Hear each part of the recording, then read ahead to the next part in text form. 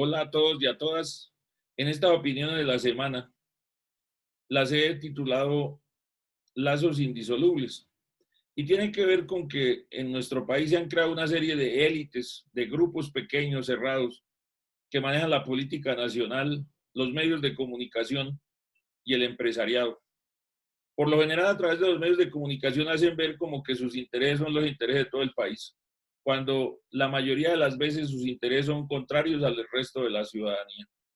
Esa élite que tiene en una profunda crisis a la nación colombiana, que ha hecho también que muchas personas caigan en el fatalismo, eso que no debemos caer, que es pensar que no hay futuro, pensar que no hay salida, que todo será cada día peor.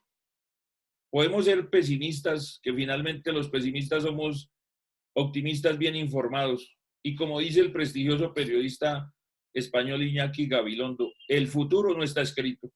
Y ese futuro de Colombia lo debemos escribir los ciudadanos del común, trabajadores, trabajadoras, estudiantes, profesores, amas de casa, campesinos, sin trabajo, todos los colombianos del común y corriente.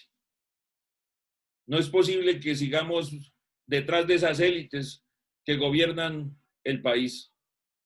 César Gaviria, dirigiendo el Partido Liberal, presidente de Colombia entre el 90 y el 94, que hizo la famosa apertura económica antesala de los 15 tratados de libre comercio que hoy están vigentes, firmados en los dos gobiernos de Álvaro Uribe, los dos gobiernos de Juan Manuel Santos y el actual gobierno de Iván Duque.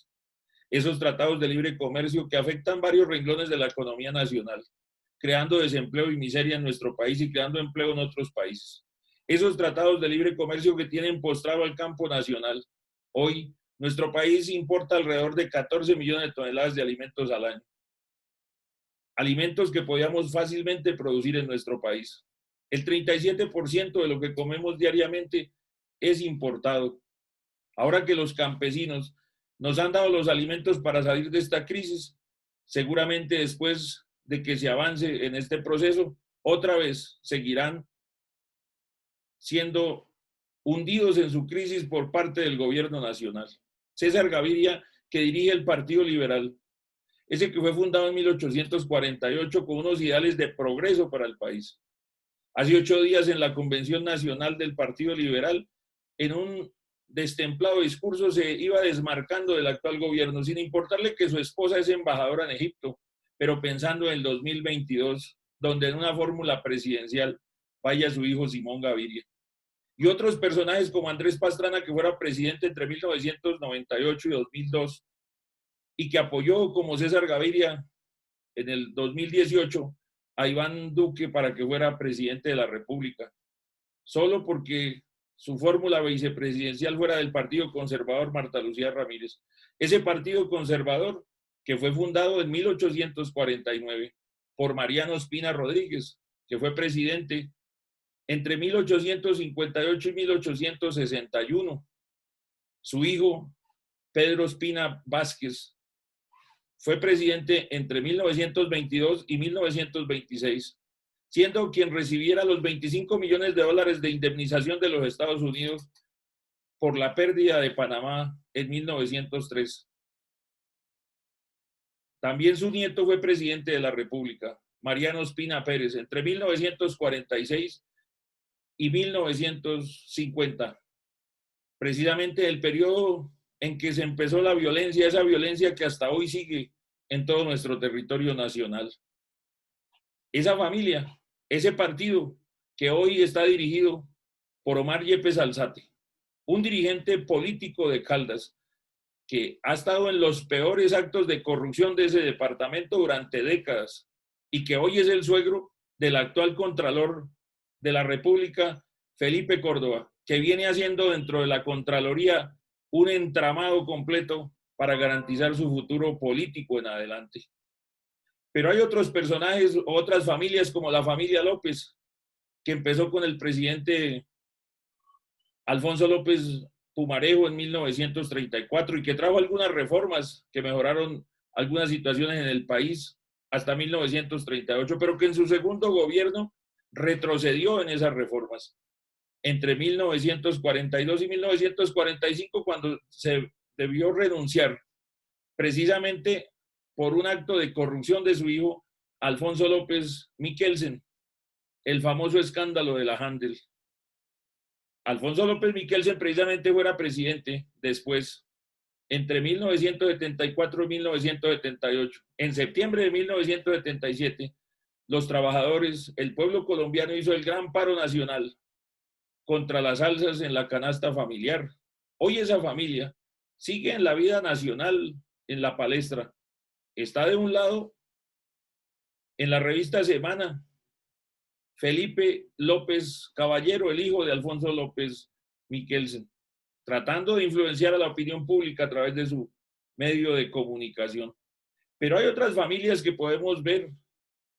Hoy incluso la de Álvaro Uribe, sus hijos que se presentan como prósperos empresarios que finalmente hicieron su riqueza a través del poder, a través de ejercer la presidencia de la República con decisiones que los favorecieron en su momento, pero que ya también se habla de que van a ser los directivos del Centro Democrático, pero otras familias como la familia Valencia.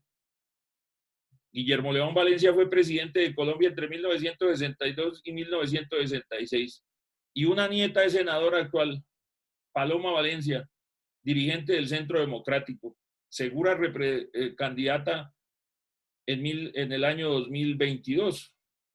Pero también otro de sus nietos, Aurelio Iragorri Valencia, es el presidente del partido de la U. Entonces ahí es donde se fincan precisamente esos lazos, esas coaliciones que hacen los partidos para tomar las decisiones que por lo general afectan al país. En esa medida, los ciudadanos debemos conocerlas, y otras familias han estado presentes, los Mosquera, que fueron gobierno con Tomás Cipriano Mosquera 4 veces en el siglo XIX, como también fue presidente Joaquín Mosquera, su hermano, como fue presidente su yerno Pedro Alcántara en otro periodo precisamente de 1843. La familia Lleras, con Carlos Lleras Restrepo, que fuera presidente entre 1966 y 1970, precisamente en las elecciones del 19 de abril de 1970, cuando se dio el fraude en favor de Misael Pastrana por parte del Frente Nacional. Quien era presidente era Carlos Lleras, el abuelo del actual presidente, dirigente de Cambio Radical, Germán Vargas Lleras. Entonces, todas esas familias han sido, y muchas más, las que han estado enquistadas en el poder nacional, pero también el poder económico viene manejando de manera descarada a la opinión pública, viene manejando los medios de comunicación para ponerlos a su servicio, a sus negocios. Luis Carlos Sarmiento es dueño del periódico El Tiempo, el único periódico de amplia circulación nacional, y a través de ese medio defiende sus negocios.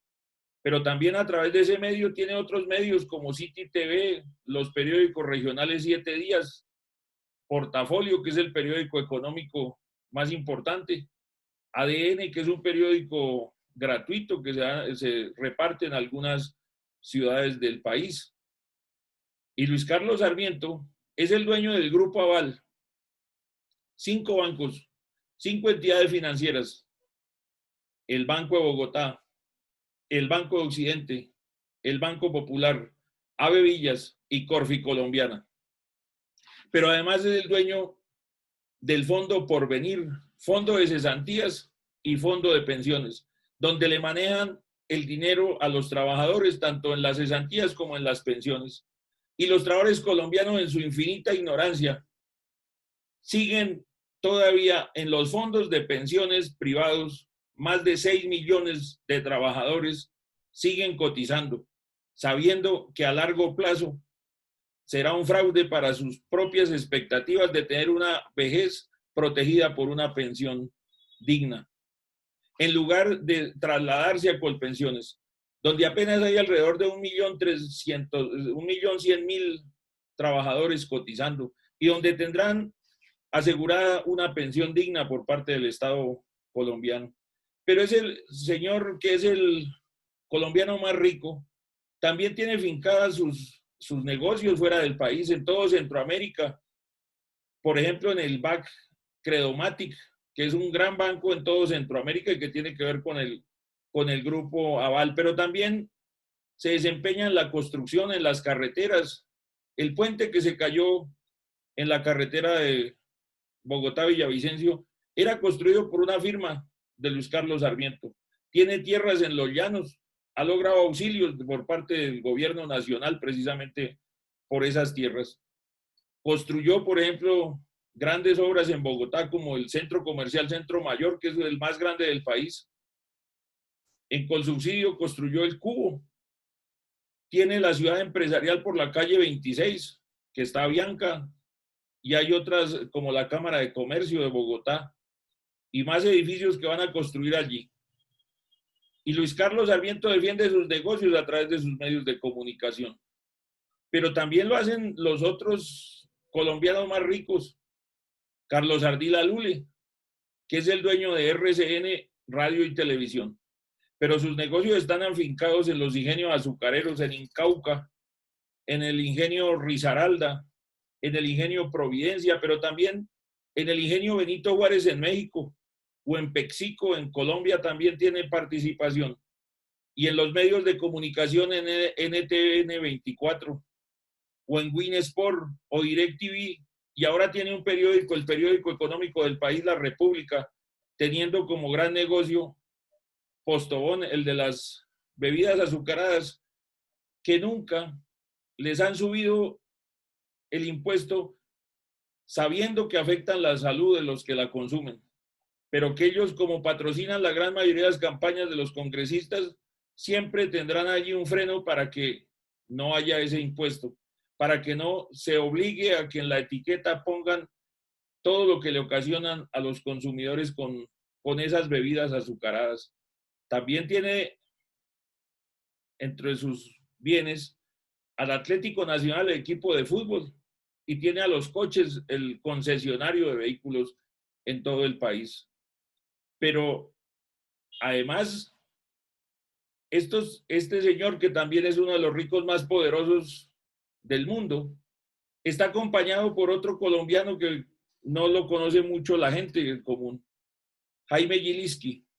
Jaime Gilinski, el dueño del Banco Sudameris, pero que tiene una serie de empresas como Servibanca, como Yupi, que es un productor de alimentos, también tiene Arcilla Rimax, al Hotel Casa Medina, y tiene una serie de intereses en el sector financiero fuera del país. Y hoy es dueño del 50% de la revista Semana.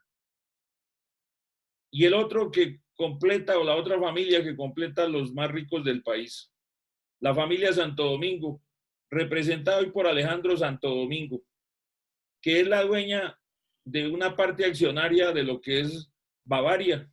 Su dueño es AB InBev, la multinacional más grande del sector cervecero, pero tiene empresas como Valoren, empresas de radio, tiene a Blue Radio, y en televisión tiene a Caracol Televisión, pero también es dueña del periódico El Espectador, y también tiene empresas como las hamburguesas El Corral, tiene revistas como Cromos, es dueña de esa familia de la isla de Barú, una de las islas que, siendo del Estado colombiano, es de propiedad privada de esa familia.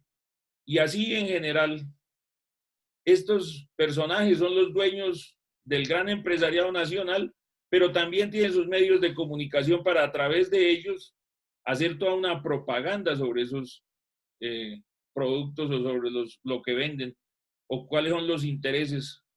Por ejemplo, ¿será que algún día en el periódico El Tiempo va a salir un artículo criticando el modelo pensional que administra el Fondo Porvenir? Pues claro que no, porque ambos son empresas del mismo dueño, del señor Luis Carlos Sarmiento.